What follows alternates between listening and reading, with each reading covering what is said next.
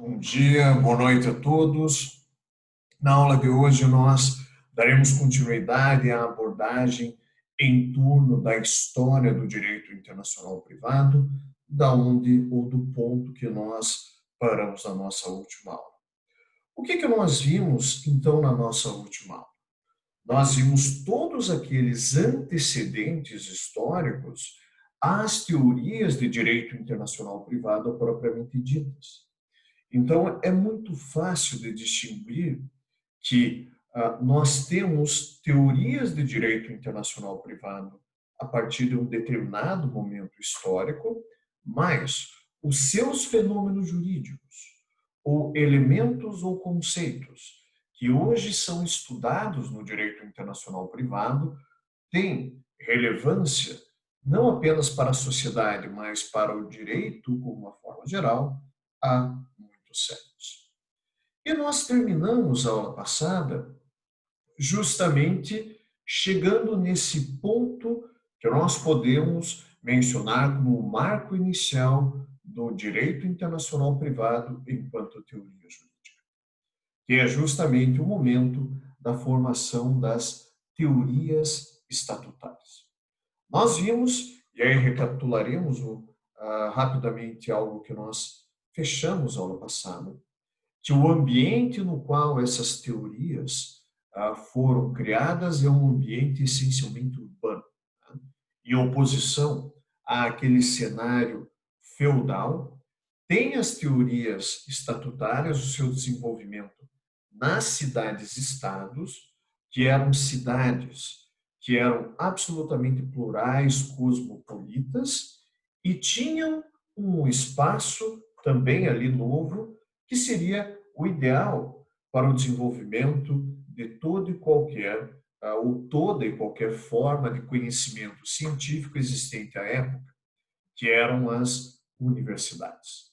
Nestas universidades, do ponto de vista do direito, ali nós tínhamos como o reduto daqueles que eram detentores de um conhecimento diferenciado, que eram os sábios do direito, que eram os jurisconsultos. E a esses jurisconsultos, justamente, eram conferida a missão de analisarem aqueles litígios que tinham uma complexidade um pouco maior para a época. O que era essa complexidade um pouco maior? Justamente vincularem duas ou mais cidades-estado, duas ou dois ou mais estatutos, que eram justamente os ordenamentos jurídicos da época. Quando todas essas manifestações, quando todos esses vereditos acerca dos conflitos estatutários foram reunidos, foram sistematizados, nós observamos a formação de uma verdadeira teoria, tá? De uma verdadeira lógica para a resolução desses conflitos dos ordenamentos jurídicos da época. E esses conflitos eram ou as teorias estatutárias. Então, na aula de hoje, nós trabalharemos como essas primeiras teorias de direito internacional privado foram apresentadas historicamente. Esse momento das teorias estatutárias, ele perdurou por séculos dentro dessa história do direito. Tá? Então, nós veremos que por volta de um século X, século XI, nós temos as primeiras manifestações estatutárias, e essas construções doutrinárias vão evoluindo ao longo do tempo até que nós temos essas teorias ainda sendo produzidas por volta de um século XVII, século XVIII, já às portas da modernidade. Dentro dessa releitura histórica, uma primeira escola que nós trabalharemos é a chamada Escola Estatutária Italiana. Uma escola que foi a pioneira na construção desses primeiros ensinamentos, dessas primeiras bases teóricas da nossa disciplina. Nós veremos que o momento de domínio da Escola Estatutária Italiana perdurou por volta do século XI ao século XV. Aqui, até mesmo se nós fizéssemos uso das grandes obras da história do direito, nós veremos que não é exatamente uma missão fácil você cravar um determinado momento, um determinado ano, como o início daquelas teorias. Tá? Você tem muita discussão entre os historiadores do direito se no século X, século XI, nós já tínhamos efetivamente estas manifestações estatutárias. Mas, de maneira inconteste, desde o século XII, pelo menos, nós já temos essas teorias da nossa disciplina sendo produzida. Né? Essas escolas italianas, ou essa escola italiana, teve o seu apogeu no século XIV, com a obra de Bartolo, como grande teórico estatutário, um dos grandes teóricos do direito internacional privado, e perdurou, podemos assim dizer, como uma escola dominante até o século XV. Uma coisa que nós temos que ter muito claro é que esse pioneirismo italiano, ou o pioneirismo desta região, que hoje nós conhecemos como Itália, não foi algo aleatório dentro da história do direito internacional privado. Muito pelo contrário, nós conseguimos apontar razões muito claras de ordem político e de ordem econômicas que justificam esse pioneirismo da Península Itálica na produção dessas teorias. Por que eu classifico nessas duas linhas? Primeiro, trabalhando numa perspectiva política. Reparem que, nesta primeira abordagem, em dois momentos eu mencionei a região que hoje nós conhecemos como Itália ou Península Itálica, e não simplesmente Itália propriamente dita. E por que isso acontece? Porque o processo de unificação italiana é algo que tem um pouco mais de 150 anos. E, até bem pouco tempo atrás, quando nós comparamos com o século XII, a Península Itálica era uma região absolutamente fragmentada do ponto de vista político. Tá? Em uma pequena extensão de terra, ou vamos imaginar uma extensão de 100, 200 quilômetros, nós poderíamos encontrar uma série, 3, 4 cidades-estado. Então, ali nós tínhamos uma região fragmentada politicamente. Então, ali nós tínhamos diversas cidades-estado. Então, ali nós tínhamos, consequentemente, diversas universidades. Tá? E aí nós já comentamos o porquê essas universidades, essas primeiras escolas de direito, são tão importantes para a formação da nossa racionalidade jurídica e, consequentemente, ali nós temos o maior número de cidades, o maior número de universidades e também o maior número, uma maior concentração desses jurisconsultos. Então, se olharmos em todo o continente europeu, ali na região da Península Itálica, nós tínhamos a concentração do conhecimento jurídico existente aí. Então, se existiam na Europa pessoas capazes de raciocinar esses conflitos que já apresentavam conexões de internacionalidade, essas pessoas nesta região residiam. Então, esta fragmentação política nos levou a ter muitas cidades, muitas universidades e muitos estudiosos do direito naquela região. E essa configuração política foi complementada por uma configuração econômica. Tá? E aí nós entendemos perfeitamente por que não poderia ser outra região que não esta que produzissem essas primeiras teorias. Esta região da Península Itálica, especialmente o que é hoje o norte da Itália, é uma região que historicamente é conhecida por ser muito rica. Por quê?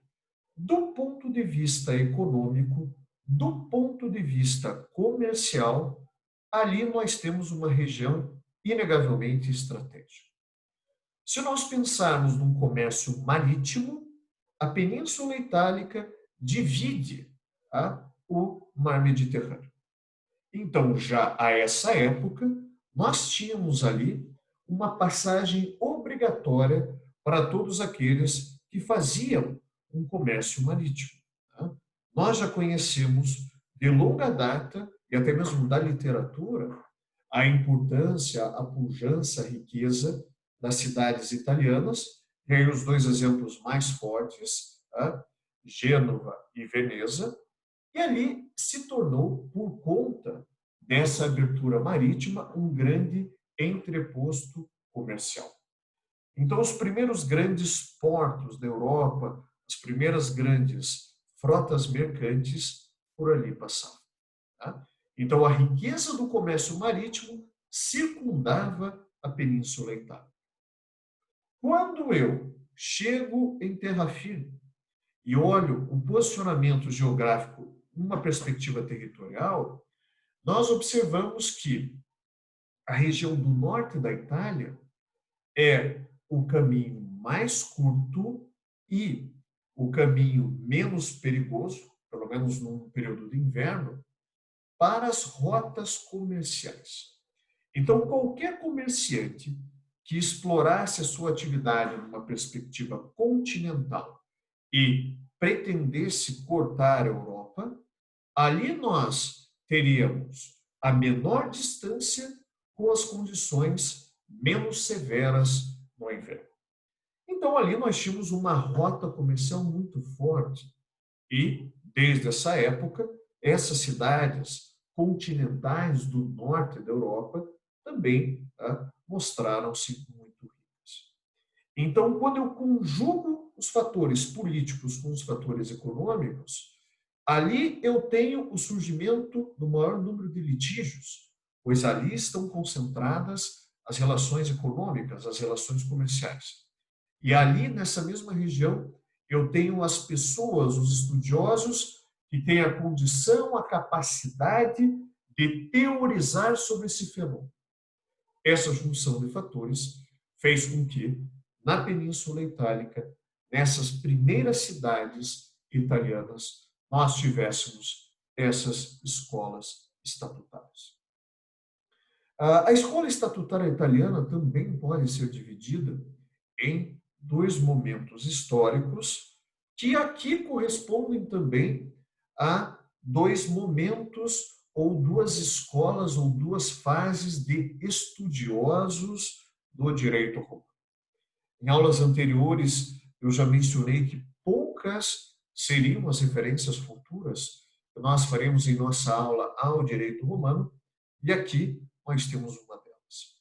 Os dois momentos que nós poderíamos dividir a escola estatutária italiana correspondem ao período dos glosadores, e aí todos nós, das aulas do direito romano, nos lembramos que foram aqui os estudiosos que fizeram o resgate dos textos clássicos do direito romano, dentre os quais o Código de Justiniano, o Corpus Juris Civilis, que foi marcante na nossa formação, a formação da nossa cultura jurídica, e a sua escola subsequente, essa muito criticada ao longo da história por teóricos romanistas, que eram os pós-glosadores, tá? Que não apenas se contentavam em reviver ou revisitar os textos do direito romano, mas iam além. Faziam as alterações, as chamadas interpolações, nas suas disposições, tentando redigi-los ou reescrevê-los com as necessidades da época. Então, essas duas escolas, ou essas duas gerações de estudiosos do direito romano, contribuíram também no direito internacional privado para a formação dessas primeiras teorias.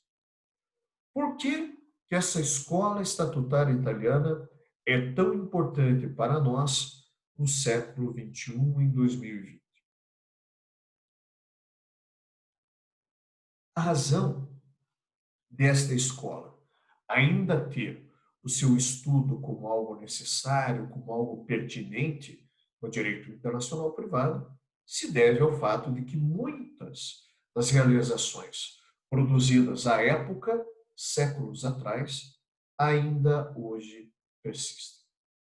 Então, se nós fôssemos analisar essas contribuições da escola estatutária italiana, qual é a primeira que nós podemos mencionar e que nós encontramos na nossa tela?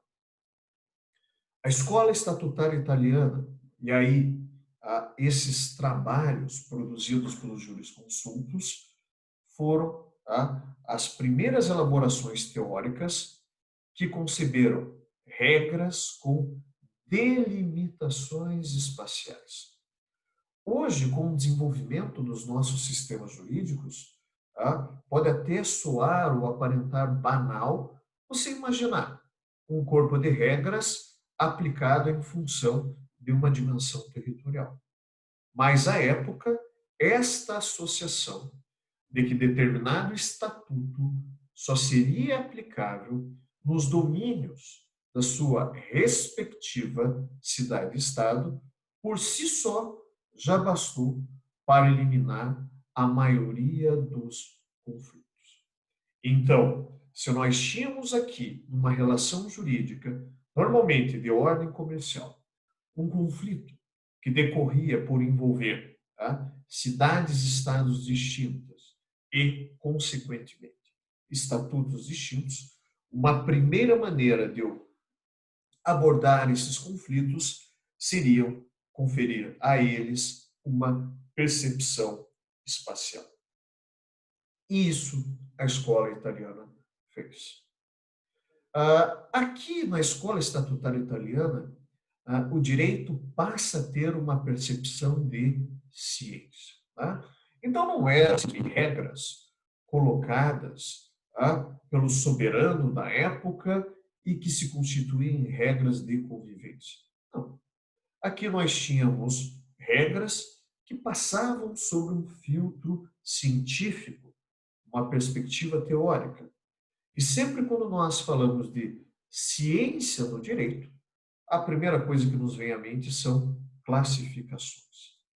E aqui, já na escola estatutária italiana, nós temos algumas classificações. A primeira delas, que todos vocês conhecem, pois persiste até os dias atuais, é uma diferenciação entre regras formais e materiais. Como que isso aconteceu?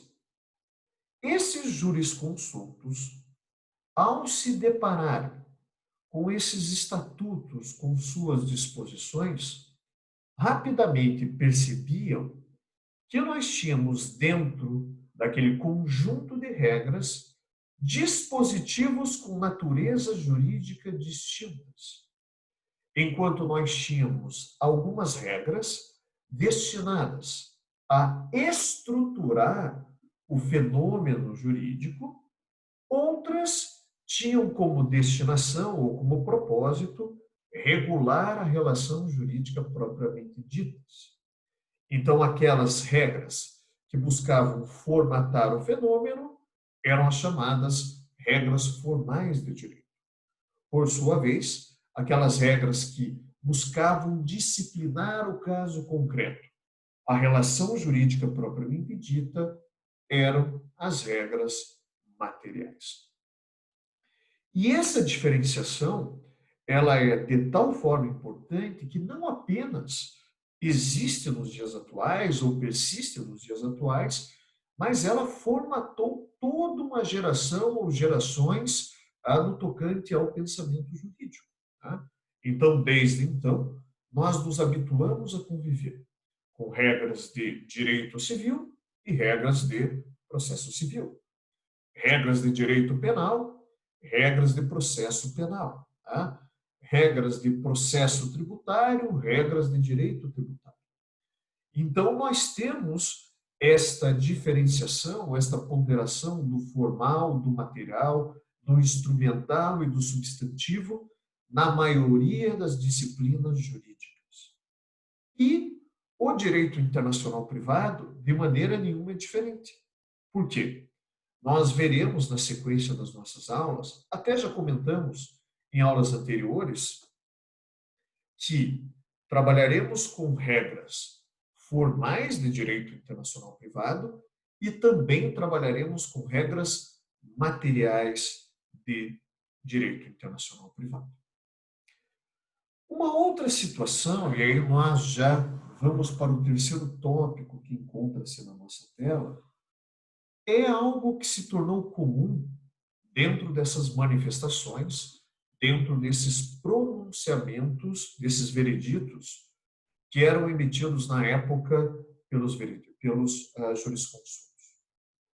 Além de fazer uma análise completa da situação fática que lhes era submetida, era absolutamente normal, tá? Quase como se fosse uma parte dispositiva, que essa manifestação, tá, fosse encerrada ou fosse concluída com uma expressão latina que resumia o entendimento daquele jurisconsulto.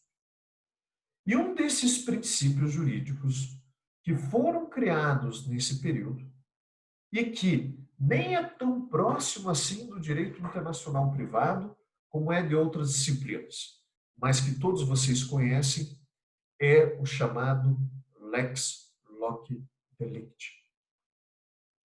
Certamente este é um princípio muito mais familiar para aqueles que enveredam para o caminho das ciências criminais.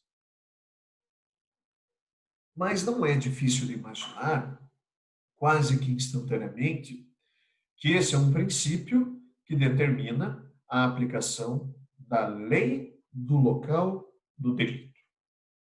Quando ou em qual situação este jurisconsulto entendeu por conveniente aplicar o lex loc delicti? Quando nós tivermos o cometimento de uma conduta delituosa e que envolvia duas cidades-estado. Tá? E aí, o envolvimento de duas cidades-estado, que aqui poderíamos chamar perfeitamente de conexões de internacionalidade, poderiam ser os mais diversos. Cidade de origem daquela pessoa, cidade onde ele era domiciliada, cidade onde supostamente ocorreu a prática, cidade onde era a feira comercial em questão. Então, você consegue aqui identificar diversos vínculos para aquela conduta. E nessas hipóteses, diante dessa diversidade de conexões, entendeu este jurisconsulto que a lei do local do delito deveria reger aquela controvérsia. Esse princípio não apenas foi importante para a época, como também inspirou a maioria dos sistemas de persecução criminal que vieram nos séculos a seguir. Então, essa expressão é própria desse momento. Como eu mencionei no começo dessa abordagem, quando a gente fala teoria, quando a gente fala ciência, pressupõe em classificação.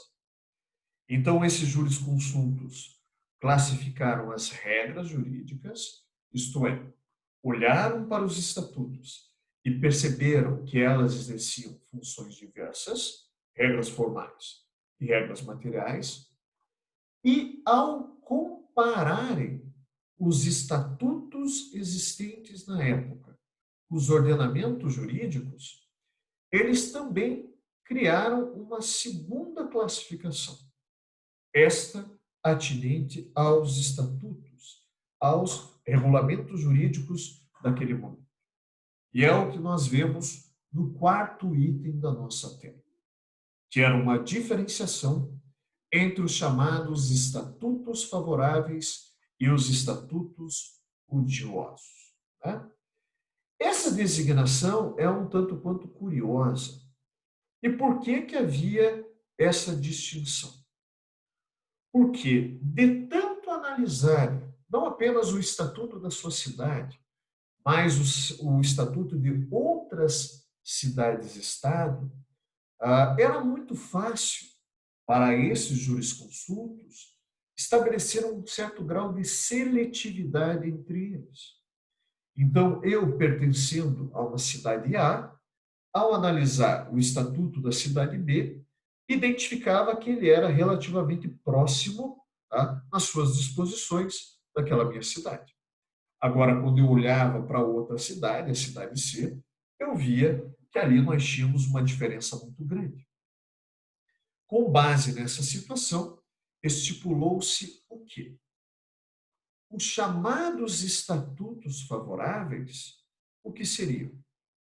O estatuto favorável não era um outro estatuto ou uma outra ordenação de uma cidade-estado que fosse igual ao da minha cidade. Isso não existia à época, como não continua a existir nos dias atuais. Todos nós sabemos que o direito é um produto social, tá? É um produto cultural de um determinado grupamento e um determinado momento.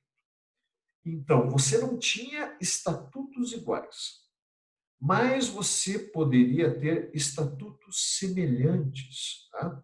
E esses estatutos, que trabalhavam sobre as mesmas bases, sobre as mesmas premissas, eram chamados estatutos favoráveis. Eram estatutos que não eram iguais, mas apresentavam uma proximidade tal em suas exposições, em seus valores, em seus conceitos, que poderiam perfeitamente serem raciocinados conjuntamente. Então, eram estatutos que apresentavam compatibilidade entre si. Então, um exemplo de compatibilidade ou desse caráter favorável era que uma determinada conduta fosse tipificada em uma cidade como algo grave e igualmente tipificada em uma outra cidade também com uma conduta grave. Isso é uma semelhança, isso é um ponto comum. Se na primeira cidade a pena que nós temos é de detenção por 30 anos e na outra é uma pena de banimento, aqui nós estamos apenas comparando ou constatando penalidades graves distintas, mais duas penalidades graves. Então, há uma proximidade, há uma coerência entre esses estatutos. Por isso, eles eram designados como favoráveis. E os odiosos? O que seriam os chamados estatutos odiosos? Por sua vez, aqui nós não tínhamos apenas estatutos diferentes nas suas disposições, mas eram estatutos diferentes e que apresentavam um antagonismo indiscutível, uma incompatibilidade quase que absoluta, em que, por trabalharem com valores absolutamente distintos entre si, a existência de um, por si só, já se configurava como uma ofensa para o outro. Por isso, essa designação tão carregada de estatutos odiosos. Eram aqueles estatutos de tal forma diferentes que se apresentavam quase como uma negação às disposições vigentes na minha cidade e que, consequentemente, não poderiam ser raciocinadas conjuntamente. Então, por que é um estudo de seletividade? Porque era justamente analisar estatutos de outras cidades e constatar quais poderiam ser raciocinados conjuntamente e quais não poderiam ser. Por que essa diferenciação que nós tivemos séculos atrás, até hoje para nós é relevante? Porque, por mais que a ciência do direito desde o século XII, século XIII, tenha evoluído muito, indiscutivelmente, esta diferenciação, esta seletividade entre ordenamentos jurídicos ainda existe. E nós veremos na sequência do nosso crédito que há um conceito que é responsável, na perspectiva do ordenamento jurídico, de verificar ou de auferir quais sistemas são ou não compatíveis com o nosso. E hoje, esta tarefa é desempenhada pela chamada ordem pública. Tá? Então, sim, podemos dizer que essa diferenciação entre estatutos jurídicos foi uma forma embrionária do conceito que hoje nós temos dentro da ordem pública. Então, nós temos uma diferenciação entre regras formais e materiais. Nós vimos agora uma diferenciação entre os estatutos propriamente ditos, favoráveis e odiosos, e nós temos também uma terceira diferenciação, que diz respeito aos direitos propriamente ditos envolvidos naquela relação jurídica, tá?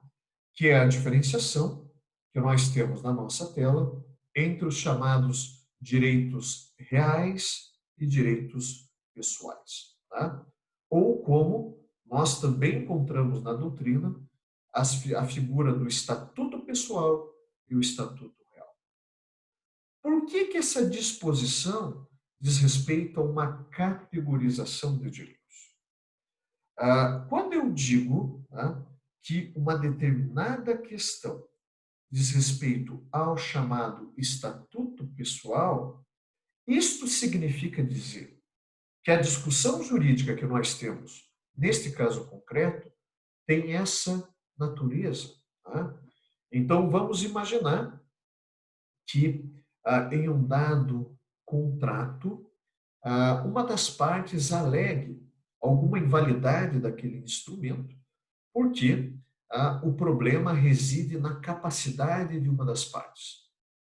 Esta parte, primeiramente acusada, em sua defesa, diz que se há alguma nulidade foi causada pela primeira parte, a parte A, não pela sua eventual incapacidade, mas por poderes de representação, procuração, que esta parte, que primeiramente alega, não possui.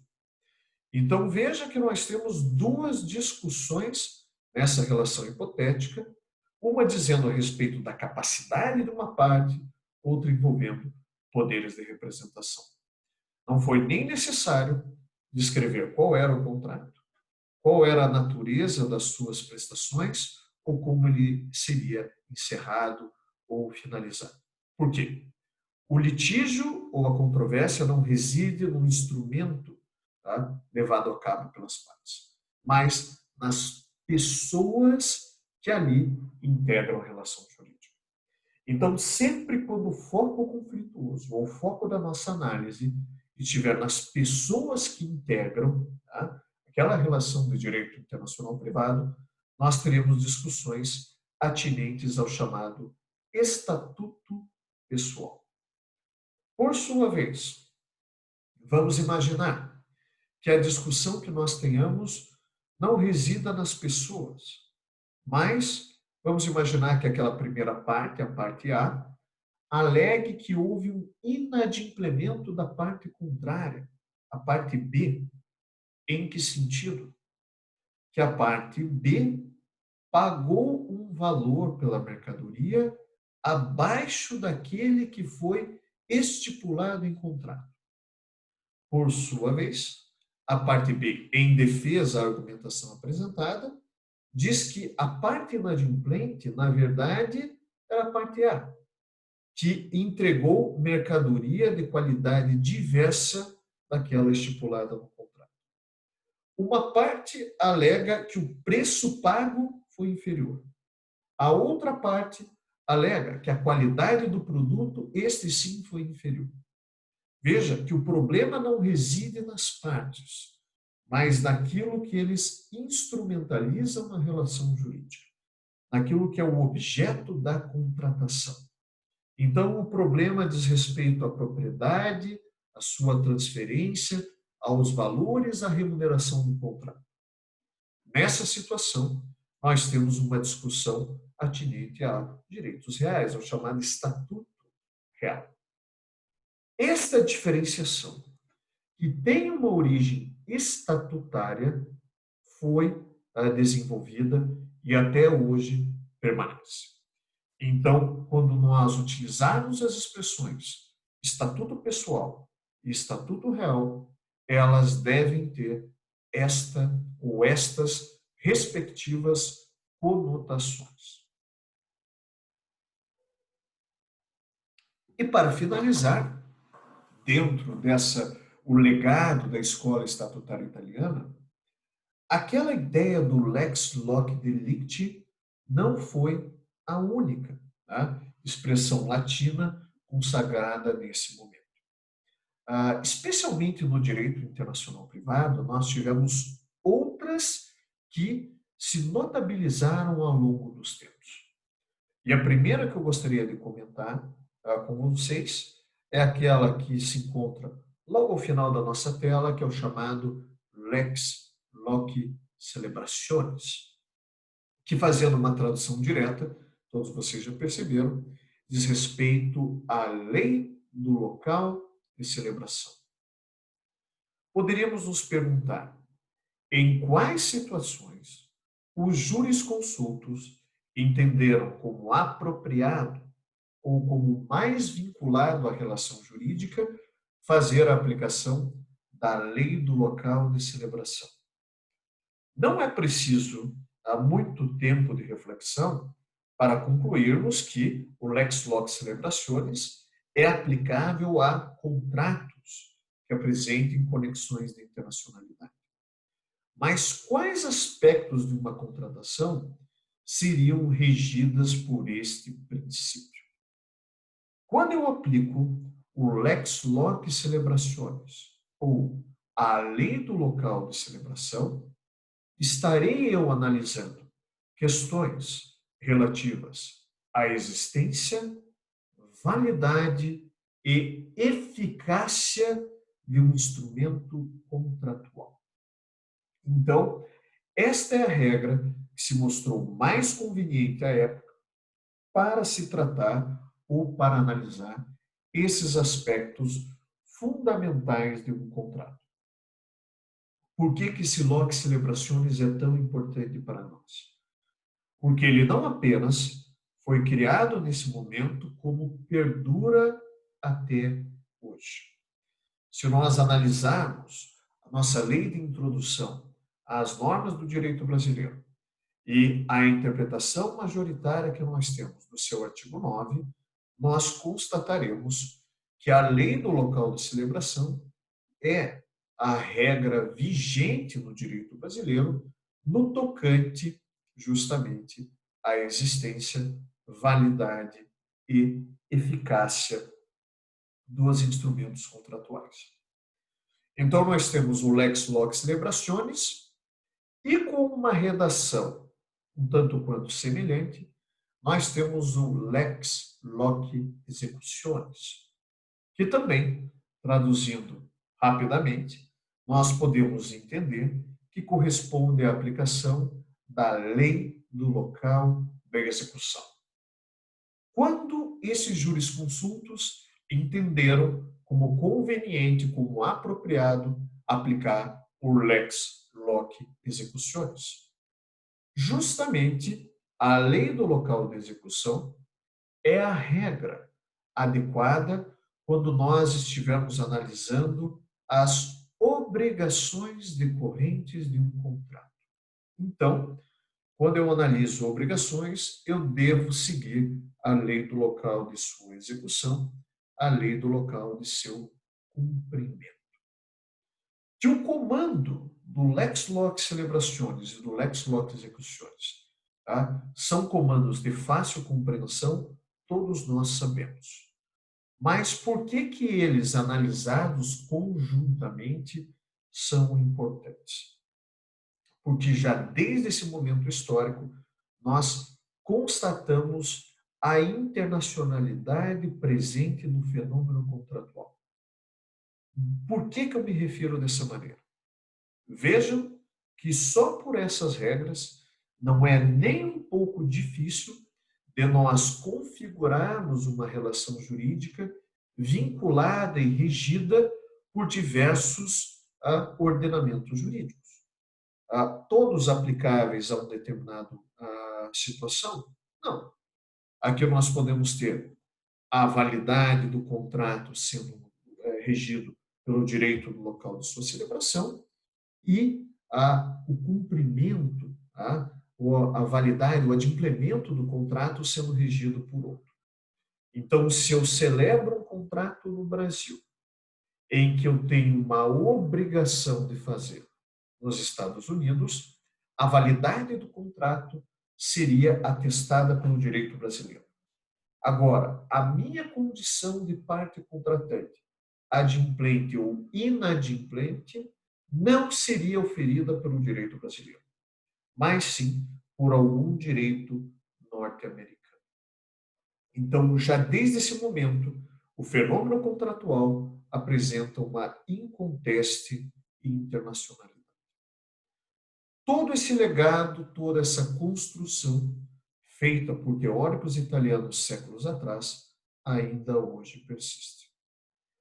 Porém, a partir de um determinado momento histórico, nós observamos o deslocamento desse eixo de produção do direito internacional privado. E aquilo que antes se concentrava na Península Itálica, nós percebemos um deslocamento para a França. E aí, nós adentramos a uma segunda escola, a chamada Escola Estatutária Francesa, que teve o seu apogeu, que teve o seu auge por volta do século XVI. Da mesma forma que nós vimos que não foi aleatório o pioneirismo italiano na produção dessas teorias estatutárias, também não foi um golpe de sorte que essa segunda geração, que essa segunda escola ganhasse corpo dentro do território francês. E por que eu digo isso? Da mesma forma que nós conseguimos ilustrar com aspectos políticos e econômicos as razões por esse pioneirismo italiano, a mudança desse eixo de produção, e aí olhando o século XV, século XVI para a França, fazia todo sentido. Por quê? Já nesse momento, não estávamos mais diante de cidades-estado com os seus estatutos, mas nós já tínhamos a figura dos estados propriamente já constituídos e dos seus ordenamentos jurídicos. Então, toda e qualquer teoria de direito internacional privado, já a essa época, passaria pela figura, pelo crivo do Estado. E, nesse primeiro momento, nenhum outro Estado era tão robusto, era tão estruturado, ou era tão aparelhado, no melhor sentido que a palavra pode ter, do que o Estado francês. Então, se aqui o raciocínio de direito internacional privado deve passar pelo filtro do Estado, nenhuma teoria seria mais completa do que aquela lida à luz do Estado francês. Tá? Então, aqui, nós temos um novo movimento, uma nova geração de teóricos analisando o direito internacional privado. Dentro da chamada escola estatutária francesa, nós conseguimos visualizar claramente duas escolas bem distintas. Tá? A primeira, liderada pelo jurista Charles Dumoulin, que era chamada teoria, ou que trazia a chamada teoria da autonomia da vontade. Por sua vez, uma outra corrente liderada por Bernard d'Argentré trazia uma chamada teoria particularista. Duas visões distintas do direito internacional privado. O que nós temos dentro da teoria de Charles Dumoulin, a teoria da autonomia da vontade? Todos nós que conhecemos a história do direito podemos dizer que nada mais francês do que buscar na vontade das partes o critério ou fator preponderante para a determinação do direito aplicado. E essa era a grande proposição da autonomia da vontade. Então, nós deveríamos buscar na vontade das partes, na sua dimensão subjetiva, psicológica, volitiva, o direito mais vinculado ao caso concreto. Tá? Quando eu falo de trabalhar a vontade das partes, a sua dimensão volitiva, isso pende para um campo de subjetividade que não é muito difícil nós chamarmos de insegurança jurídica, de incerteza. E o que foi convencionado à época? Que a vontade das partes em contratos internacionais, e essa era uma teoria completamente direcionada para fenômenos contratuais, corresponderia ao local de celebração. Exemplo, se nós tivéssemos uma parte alemã celebrando com uma parte belga em território francês, o direito aplicável ao caso concreto e o mais próximo que corresponderia à vontade das partes era o direito francês. Porque caso a parte alemã ou a parte belga não quisessem se vincular ao direito francês, não teriam lá celebrado o contrato. Então você tinha uma regra para se identificar a vontade das partes naquele momento histórico. O grande legado dessa teoria da autonomia da vontade não é apenas fazer essa associação, mas como nós podemos ver como último item da nossa tela, o grande legado foi fazer uma primeira associação entre direito internacional privado e o exercício da autonomia da vontade. Esta relação persiste até hoje nos sistemas jurídicos, nos sistemas de direito internacional privado. Podemos dizer que o direito internacional privado ele tem uma abertura para o exercício da autonomia da vontade, da autonomia privada, em diversas. Por exemplo, há países ou há sistemas jurídicos que são absolutamente refratários à autonomia da vontade, especialmente no que concerne a escolha do direito aplicável. Resumindo, as partes não teriam o direito de escolher uma regra que fosse aplicável ao seu contrato se ela não correspondesse à lei do local de celebração. Então, é um sistema jurídico avesso, fechado à autonomia da vontade. Hoje nós também identificamos, e aí a maioria se apresenta dessa maneira, ordenamentos jurídicos abertos à autonomia da vontade, mas seguindo alguns parâmetros ou com algumas restrições, como, por exemplo, nós temos que as partes podem escolher o direito aplicável ao caso concreto, desde que a escolha recaia sobre um sistema jurídico que apresente conexão com aquela relação jurídica. E outros países mais liberais que não impõem qualquer limitação ao exercício dessa autonomia da vontade, mesmo quando essa escolha recai sobre as chamadas regras anacionais, ou regras integrantes de um soft law, muito comuns no final do século XX, começo do século XXI. Então, o grande mérito dessa teoria foi justamente semear esta união de direito internacional privado e autonomia da vontade. Num cenário de direito brasileiro, observa-se claramente nas últimas décadas uma maior abertura à autonomia da vontade.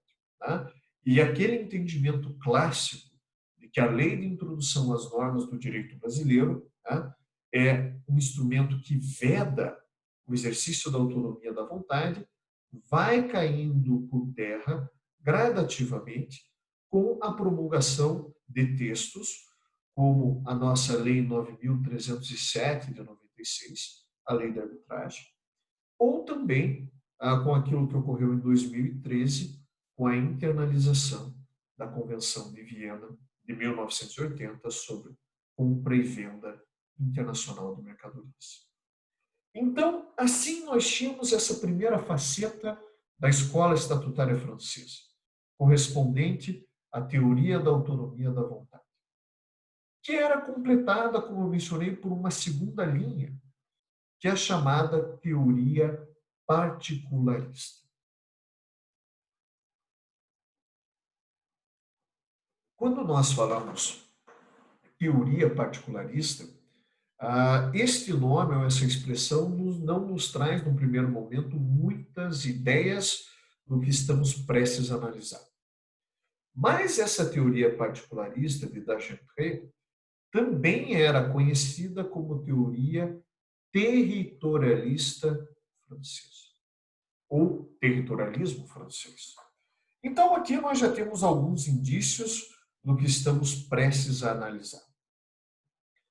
Qual que é o ponto de partida dessa escola estatutária, dessa linha francesa? O ponto de partida da teoria particularista é algo que já foi estabelecido dentro da escola estatutária italiana, que foi, como nós acabamos de comentar, aquela chamada categorização de direitos. Tá? E esse aproveitamento de um conteúdo oriundo dos teóricos estatutários italianos demonstram também uma outra característica das teorias estatutárias. Por mais que nós tenhamos uma escola italiana, uma escola francesa, uma escola holandesa, se fôssemos estudar uma quarta escola, certamente estudaríamos a escola alemã, não há uma rivalidade estabelecida entre elas. Tá? Aqui nós temos um desenvolvimento natural de um conhecimento de direito internacional privado que não fica restrito a um país, a um estado ou a uma fronteira. Tá? Então, aqui nós temos uma transição natural em que a escola que é a predominante em um determinado momento aproveita todo aquele legado construído pelos teóricos que o antecederam. Então, o ponto de partida da teoria particularista é uma diferenciação através dos estatutos. Como nós vemos em tela, as questões relativas ao estatuto pessoal seriam regidas pela lei do domicílio. Por sua vez, as questões relativas ao estatuto real seriam regidas pela lei da localização do bem ou lei da situação do bem. Por que essa releitura promovida pela teoria particularista dessa construção, primeiramente da escola estatutária italiana, é relevante para nós? Porque aqui, mais uma vez, nós temos uma leitura territorial, mas aqui nós temos uma certa sofisticação nesse territorialismo francês. Por quê? Diferente daquele princípio da territorialidade das leis, que nós vimos em aula passada, que era uma concepção absoluta e geográfica do fenômeno jurídico, aqui a territorialidade passa a ser funcionalizada aos interesses do direito internacional privado. Então, eu consigo trabalhar categorias de direito internacional privado, estatuto pessoal e estatuto real, segundo bases territoriais, lei do domicílio e lei da localização do bem, sem frustrar a internacionalidade inerente das nossas relações. Então, aqui nós trabalhamos com uma base territorial e ainda promovemos a interação de sistemas jurídicos. Desde então, territorialismo e direito internacional privado caminham e evoluem de mãos dadas ao longo dos tempos. E uma última escola que eu gostaria de comentar é a chamada Escola Estatutária Holandesa, que teve o seu apogeu, o seu grande momento no século XVII, e teve como três dos seus grandes expoentes Ulrich Huber, Jan Voet e Christian Rodenburg. E da mesma forma que nós vimos que a escola italiana e a escola francesa se justificam pelo seu contexto histórico, o mesmo pode se aplicar à escola holandesa. Por quê? Aqui nós temos uma produção doutrinária de direito internacional privado muito influenciada pelo contexto político que nós tínhamos nessa época dentro do território holandês. Porque justamente essas teorias contaram com uma forte influência do movimento de independência do Reino da Holanda, do Reino da Espanha, governado por Filipe II. Tá? Então, desde a sua declaração de independência, em 1581, até o seu reconhecimento internacional, 1648, nós tivemos um movimento de autonomia política e com uma forte conotação nacionalista e até mesmo ufanista. Tudo isso impregna, carrega a produção dos teóricos estatutários holandeses. E aqui nós temos qual o cenário?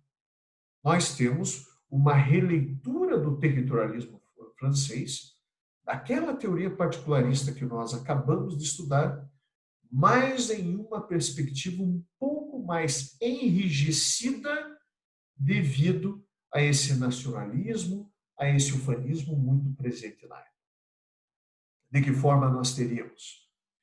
No âmbito do Estatuto Real, pouca modificação nós teríamos, de fato, alguma atualização nas suas disposições, em que, além da situação do bem, além da sua localização, continuaria a reger aqueles objetos, aqueles bens, mas, por sua vez, quando tratávamos do estatuto pessoal, havia uma prevalência também da lei da localização da pessoa, onde ela se encontrava.